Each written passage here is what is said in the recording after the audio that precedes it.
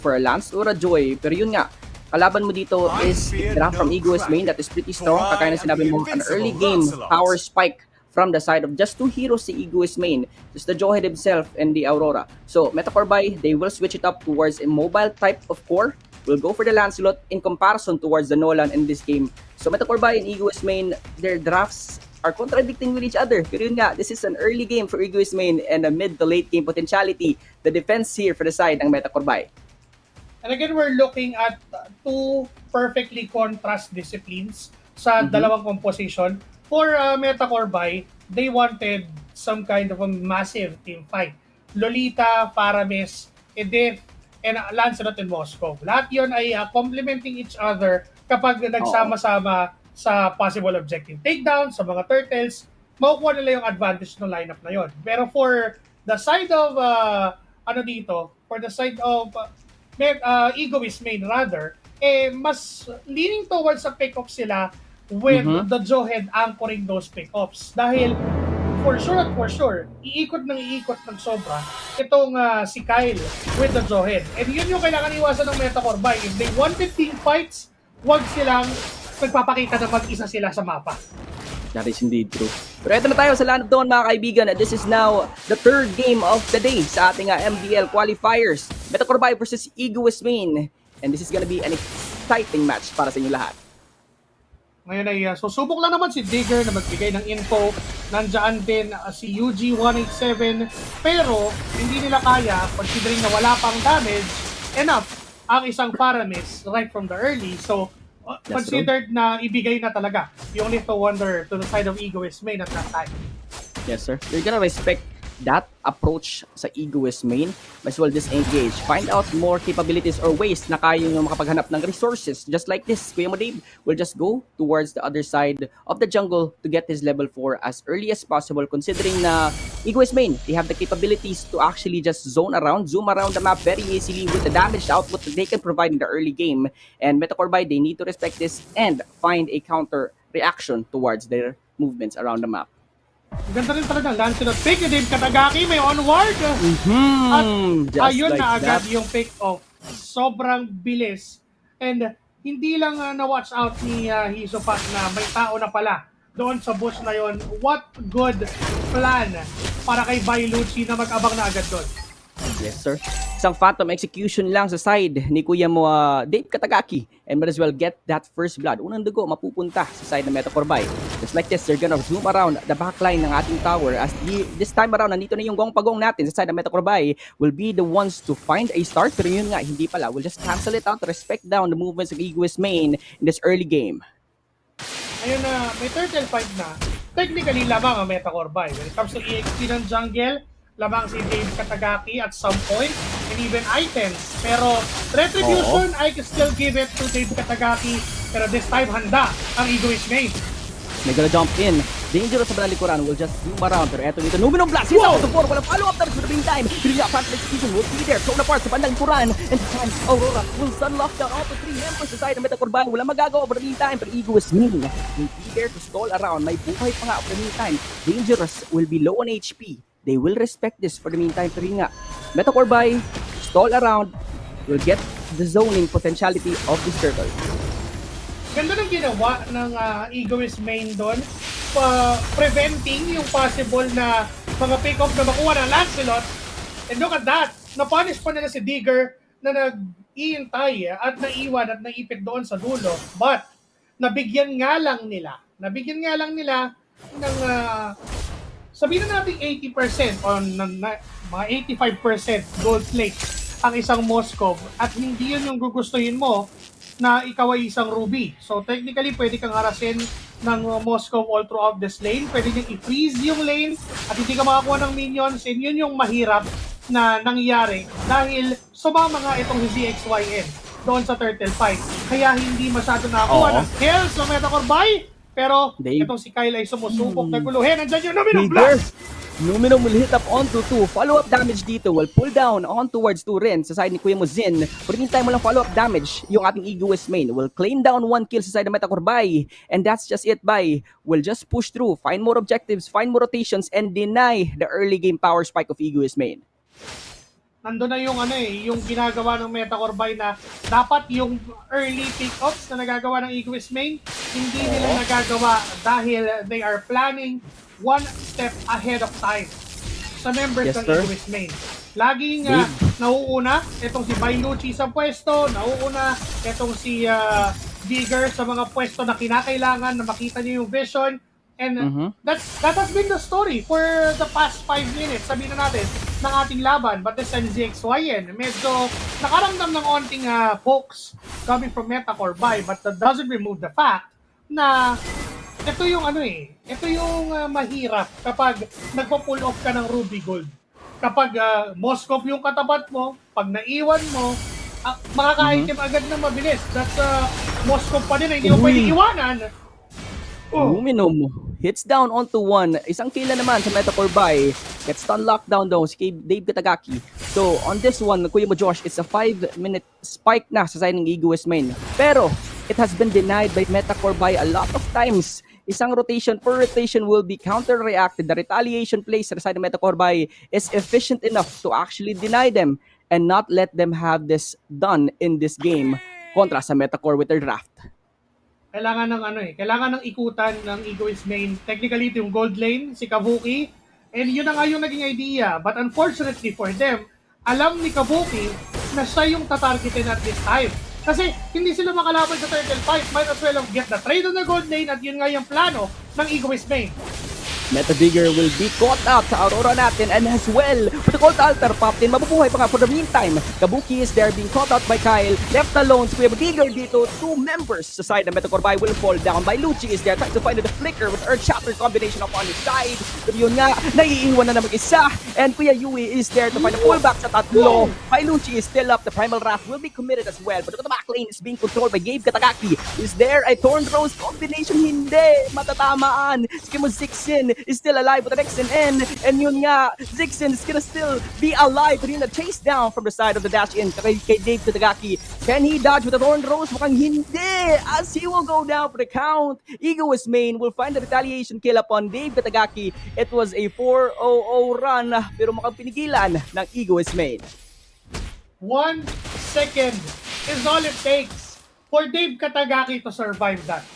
Wala lang siyang Thorn Rose nung time na nag-pop yung last Insanity. If ever meron, that could have been a counter kill against Dangerous. Pero because of the moment na cooldown at wala, nasabugan at inabutan, and mind you, kapag walang Viraga Armor ang isang X-Board, pumahaba yung range ng kanyang first kill.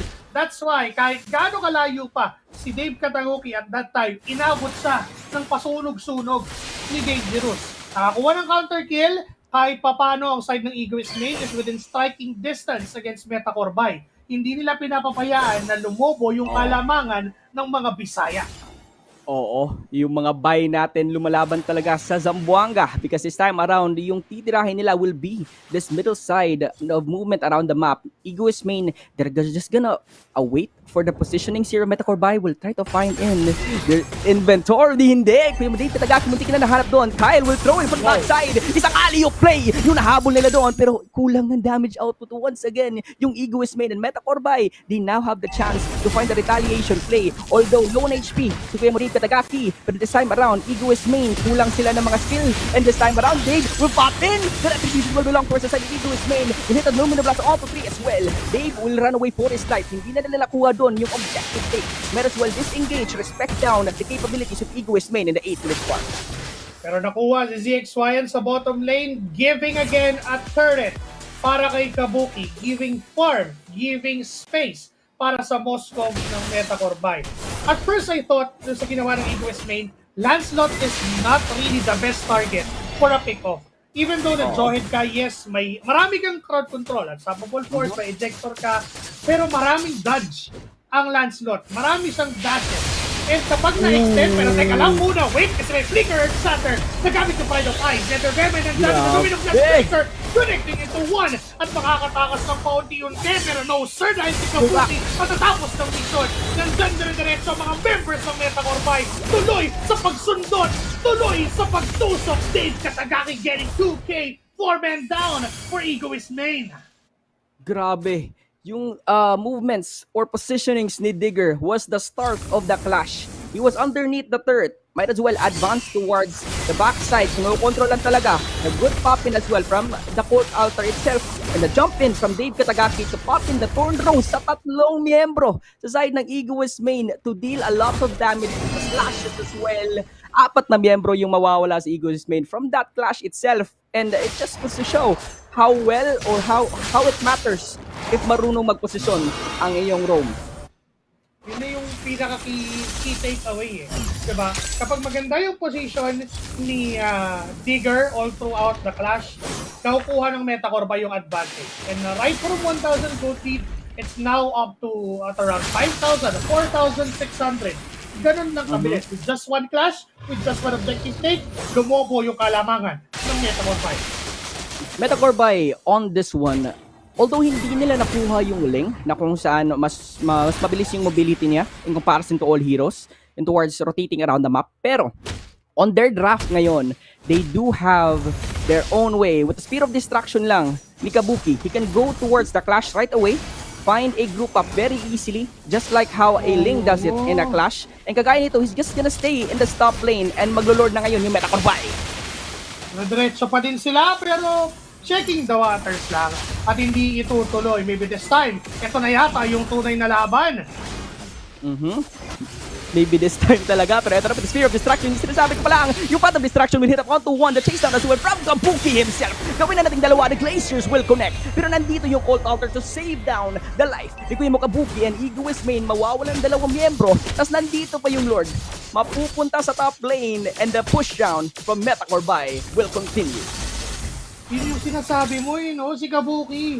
Kapag tumama yung Sphere of Destruction, meron siyang easy access doon pabalik sa clash. Remember, yung Moscow ay naging meta dahil doon sa konsepto na yon.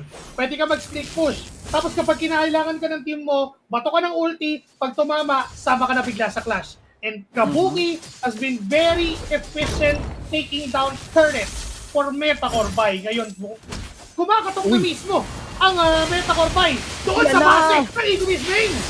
Phantom Execution will connect and the Thorn Rose as well. Pero kinulang sila ng damage. Last Insanity will be popped up to eliminate Dave Katagaki. But chase down, dangerous. Mukhang dangerous talaga yung position mo ngayon. Pero the Lord will go down. Hindi sila nakakuha ng torre dito from the side of Egoist main. Metacore by will advance towards dealing a lot of damage towards the turret. Kahit pa yung mga torreta natin. Pero Egoist main with a good defense upon that one. Last Insanity pop. Very perfectly decided. Dave Katagaki na hindi na niya na-dash out. Ganda ng defense ang pinakita ng Egoist main at that time.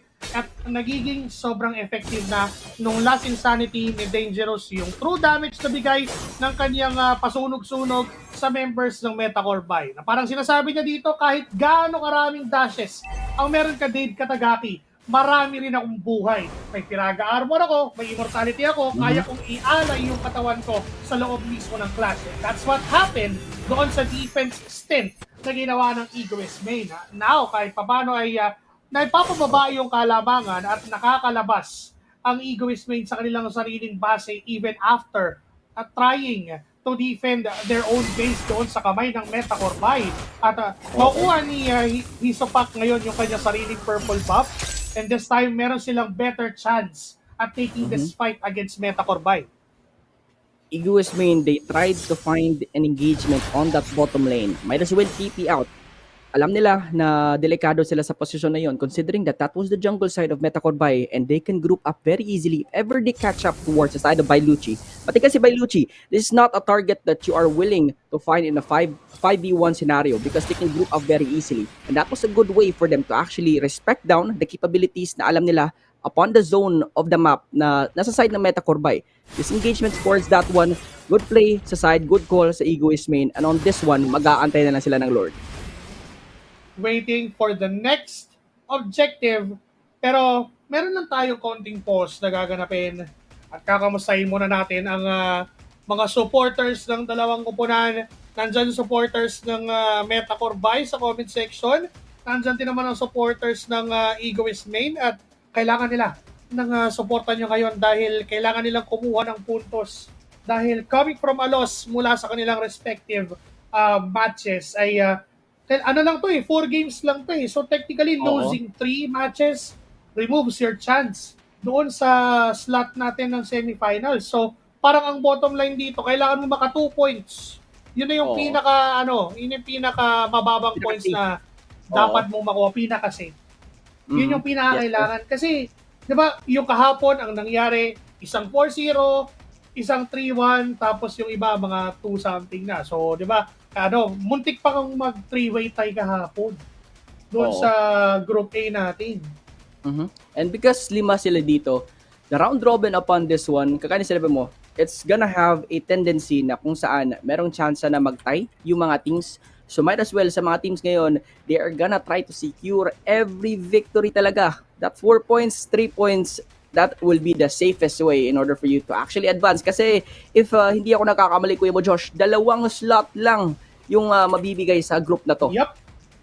2 slot and maglalaban pa. Yung 2 slot na yon for that 1 slot sa finals. And no bearing finals now, wala nang finals to. Kumbaga, sa Friday o bukas, yung semifinals ng liga natin dito sa qualifiers, yun na. Yun na yung decider kung sino yung 2 team na papasok ng MDL Philippines regular season. So, 'di ba? Ando na yung ito na yung simula ng katapusan ng qualifying tournament at simula ng panibagong journey for MDL season 4. So, excited na ako makita yung mga yung mga makaka-qualify.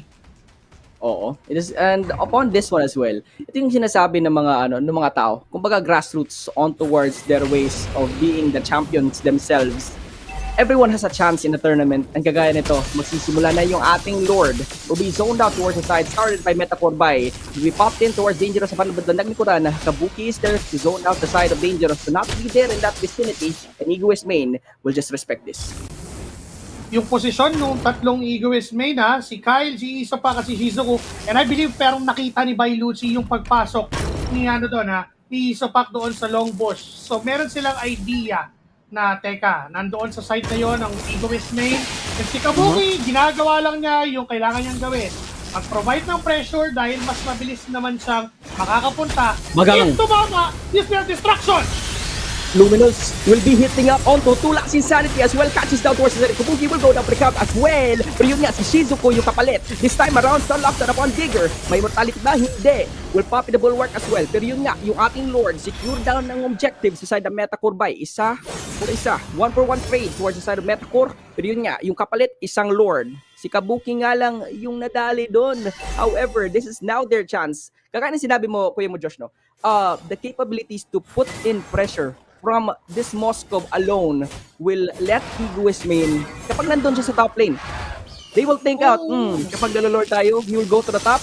They will now be in a 4v5 scenario, and that's the chance for Metacore Byte to come in towards a clash right away because of the gap that they have in towards manpower. Kasi magre-react yung Ruby. Magre-react si ZXYN and mukhang hindi nga siya yung dapat na mag-react. Teka lang, ang ganda ng hatak na ginawa nila, but the damage isn't enough. Wala man silang nabawas doon sa buhay ni Digger dahil sa kapal ng shield na meron. Dave Katagaki, the Phantom Execution! Uy, mahila pa. Immortality will be there to save down Dave Katagaki and as well with the Cult Altar to let him escape from that clash. Pero yung mid tower natin at the top as well, kinokontrol na, nakuha ng Metacore by. This is now their end game potentiality. 4 members are in towards the zone. Inhibitor side, Sun's locked up side ni Cable Digger and Kyle as well. Kinokontrol lang. Nandito pa yung Lord. Will respect down sa side ng Metacore by. May hila si Bailucci dito. Will still be alive. But yung Tibery underneath the crystal itself. Bailucci, the Primal Rat will take down one and a possible 2 pa. Buhay pa rin. Dangerous is still there. And speed of destruction, mahanap si Sin. The pullback as well, mahabol din. But this time around, the jump in, the control. So kanya by Luchi and by Mikael, who just throw around, rebound after rebound. And may hila ng mana, kagawin mo Ed. Zin, and this time around yung Crystal Men, wala nang buhay. Metacore by, ang mga bay na bay, ang unang makakakuha ng puntos kontra sa ating mga Zamboanga. You know what? It's a system na ginawa ng Metacore by all throughout this game. Paulit-ulit yung routine na, okay, Lord take. Kabuki, pressure the dead lane. When I say dead lane is yung lane opposite doon sa Lord. So, gagawin lang niya, pupwersahin niya na may mag-react. And I was just about to say kanina na yung Ruby is not the best man para mag-react doon sa ginagawang pressure ni ni Kabuki. Maybe Oo. pwede na siguro yung Aurora yung nandun kasi most likely you would want the Ruby on the Clash. Kasi Oo. Ruby, siya yung may kakayahan na humawak kay Dave Katagaki. Isang maling dash, pwedeng hindi na makagalaw. Pwedeng i-burst down na ng side ng Egoist main. But unfortunately, it's Ruby na nagre-react sa ginagawa ni Kabuki all throughout. That's why may call ang Metacore buy na okay, fine. Wala yung Ruby dito, nag-clear na ng minions, Kabuki bato ng Spear of Destruction, tama, TP, Oo. tapusin yung laban. Ganun lang kabilis. And etong si Dave Katagaki nga, pinagpaubaya niya na sa mga katim niya yung Lord fight. Sabi niya, kayo nang bahala dyan, basta ako, kukunin ko tong Lord. Itutuloy-tuloy ko lang na pagkuha ng objective. And Mhm. in the end, they got that advantage after that Lord take and that Lord siege na ginawa ng Metacore buy because of the Nether Realm na meron din itong si UG187. He Oo. was able to let Dave Katagaki survive. Ang ganda na nung pick-up Ang ganda na nung ginawa. Immortality ng, lang talaga. Egoist main. Nakuha yung immortality, yes, pero may kasunod na Nether Realm. Nabuhay, nakabalik, natapos yung laban, and it's Metacore buy, nakukuha ng puntos sa match number 3. Yes, sir. Very unfortunate talaga yung pick-off nila towards the side ni Kuya mo Dave Katagaki. And on this one, I have to give kudos as well towards Dangerous ni Igo. Kasi most of the time, kagaya na sinabi mo, yung nagre-react will be ZX or si Kuya mo Zen on this Ruby. He's the one that's reacting towards split pushes from Kabuki. However, Dangerous was the one to tank up all the damage, deal a lot of damage instead of Zen on that scenarios during sa mga objectives natin sa ating Lord. 17-8 on this one, panalo yung Metacore buy. But when you look at the games natin, it was all around the early rotations, denying the early game power spike here ng ating Egoist at team. Kuya John. Exactly. Ganda nung abang ni Bailucci. Parang doon na lahat nagsimula talaga for Metacore buy. Remember the way we mentioned how the early game has to be controlled by Egoist main, considering na ang ganda ng early game comp nila. Zohed, Aurora, Nolan, if ever na hindi ganon yung naging turnaround nung unang stages ng 5 minutes ng ating laban, this could have been a different ending. This could have been a win for Egoist main. But unfortunately for them, Bailucci with that pick-off and nagkasunod-sunod na, everything else followed. Yung space na binigay kay Kabuki is well farmed. Moskov, na kapag sumasama sa clash ay nakakakuha ng kill. And this time, the specific match, the specific skirmish, yung pagkakasurvive ng mga padash-dash ni Dave Katagaki was enough para ibigay yung confidence sa Metacore buy na, okay, may damage output tayo, kaya nating ubusin lahat, kaya nating manalo this game. Yes, sir. And on this one, they're just completely denying their side ng ating Egoist main. But Metacore buy, I have to give props as well towards UG187. This guy has just been giving Netherrealms after Netherrealms, saving important individuals sa side ng ating Metacore buy on towards that one. Pero that was the game. It was a 1-0 victory. At yun nga, meron ng puntos yung ating mga buy sa Cebu na Metacore buy. And on towards the side of Zamboanga as well. If di ako nagkakamali, Kuya mo Josh, they still need to find their first point sa torneo natin, di ba? Oo. Yung Egoist main, meron pa silang nalalabing